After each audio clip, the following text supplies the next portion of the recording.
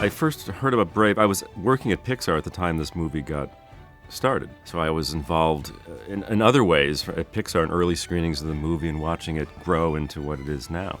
The movie already was looking to be so much different than a typical, or than other Pixar films. It doesn't look like other Pixar films. The score is different, and I wanted the sound to be different than a Pixar film. And I've done other Pixar films, but this felt like an opportunity to do something very different. Well, for me, it was a long process because I worked on it at Pixar, so I worked on it for about 4 or 5 years. And I was very excited about it because it was a lot of natural sounds and the potential for the magic.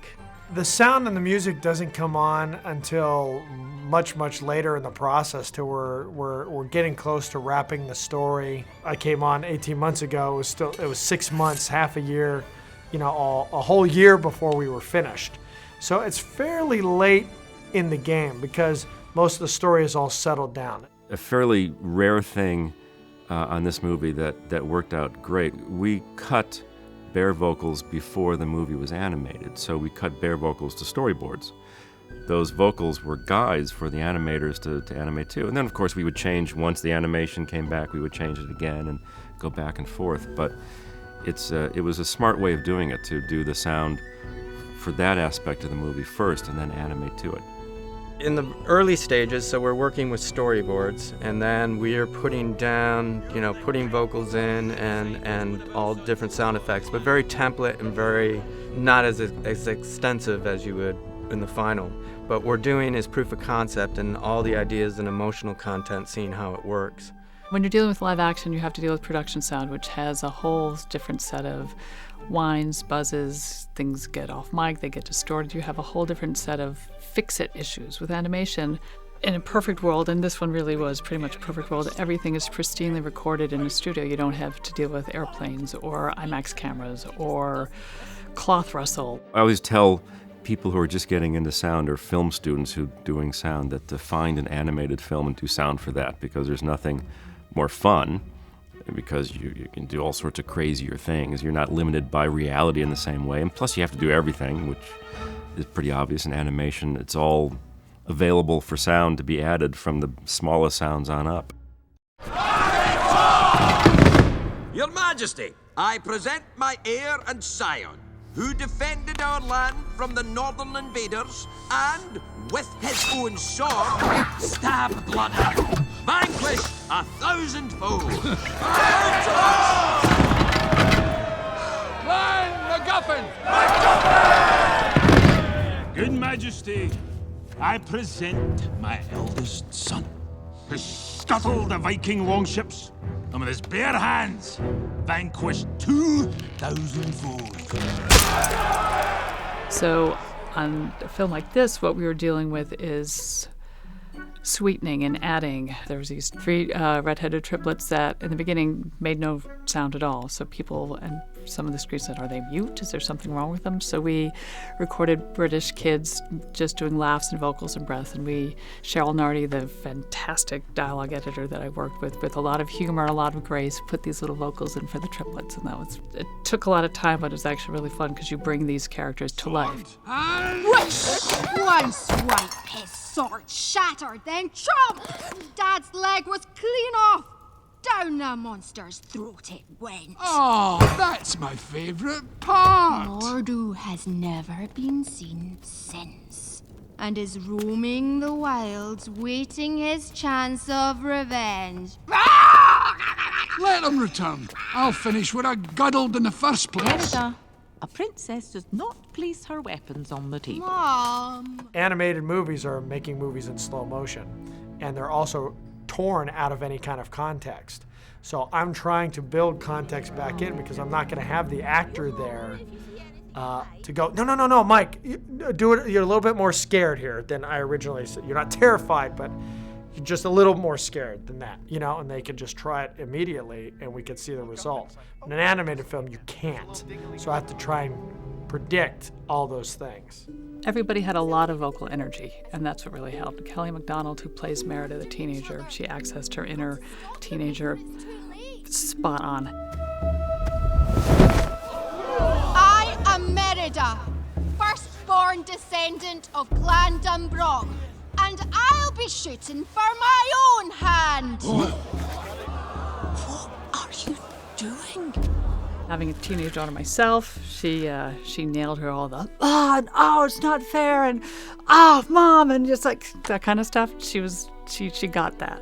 One of the things in this movie is very magical, and so you wanted this mystic and magical feeling going on with the ambiences at times, and so we would try to find exotic bird sounds and so forth to fit in, and to give it that sense. It takes place mid-10th century Scotland, and it's very rustic, and it's not all clean, and it has a raw feel to it. And so just with these primal organic sounds is creating this environment, I think was really, really great about the movie. Some of the arrow impacts and arrow buys, and they sounded really cool for bullets. So we used a lot of the arrow stuff we recorded for Warhorse, and then we even used some of the bullet buys and bullet stuff for Brave, because it doesn't matter that it's not really an arrow or not really a bullet. But arrows are always fun to record, and finding ways. Something I learned from Ben Burt, who a sound designer here, who's always been looking for the perfect arrow sound, and he has all these secrets that we tried to steal from about how to make the whoosh of the arrow have a little more whistle, a little more interest, which usually means screwing up the arrow in some way, so it would make a real specific sound when it goes by. I love arrows. Arrows, are a sound designer's dream. Oh, come on! Shit, boy!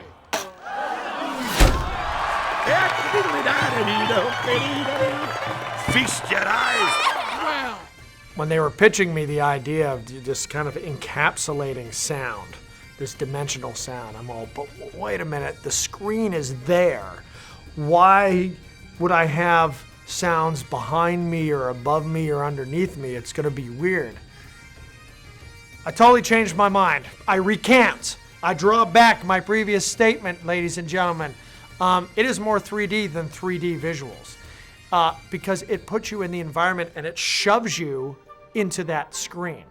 We mixed it traditionally in a 7.1 way, but we then took some time after the first mix of Brave and took all of our material as it was final mixed in here and had it available to take any sound, any line of dialogue, music, and individually in Atmos you can turn things into an object, and then you can pan more specifically around the room or in the ceiling or across the front. The front, we have 5 channels in the front, so you can do more specific and accurate dialogue and effects panning. A lot of dialogue panning works great, and especially on a big screen with 5 channels, not just 3 across the front.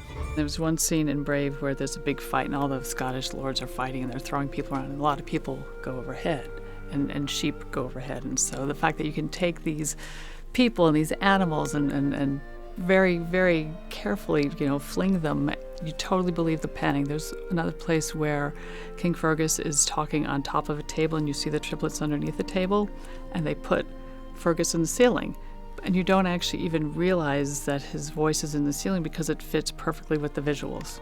One of the things I've long wanted in film theater setups are fuller range surrounds. So my first impression of Atmos was how much more the surround sounded like the fronts. Because the surrounds, there's more of them, the quality of the surrounds is better, and they're bass managed to subwoofers in the back of the theater. So more than ever before, the surrounds sound like the front. So ambiances, everything else, door creaks, arrow buys, dialogue, if you want to move it into the surround, sounds fuller and more wonderful in the back. When we took Brave and without doing any special Atmos mix at all. We played it in our Atmos theater in the Stag Theater here. It already sounded better because the surrounds were fuller range. It's not just about the high channel, it's about that every speaker, no matter the arrangement or how many you have in whatever venue you have, operates as an individual point sound source, which again just goes into blending the acoustic environment and putting you in that space. Sound is three-dimensional. It has been with surround sound for a long time. This is more three-dimensional. And it's because of the new vertical space, it's because of the more the fuller range surrounds, because we can place things more accurately. I might be biased, but I think 3D sound is more effective than 3D visuals. I think 3D sound can add an awful lot to a movie. We kept talking about the dance between score and sound effects, and that it is this dance. And then sometimes you want the sound effects to drop way back and let the emotional moment of the music to take over and deliver the audience. And then at other times you want it to go back and forth like a tennis match. So they're playing off of each other. And other times you want to drop that music out and just let it be those ambience and sound effects specific. So we really have a fantastic mix. And I think that's what I'm most proud of. I mean, John Lasseter says the best mixed film we've ever heard. And a lot that has to do with that is the visuals, the visual richness of the film just accentuate all the sound work that we did with the film. That was a great, great, great accomplishment that I'm really proud of the team for being able to do.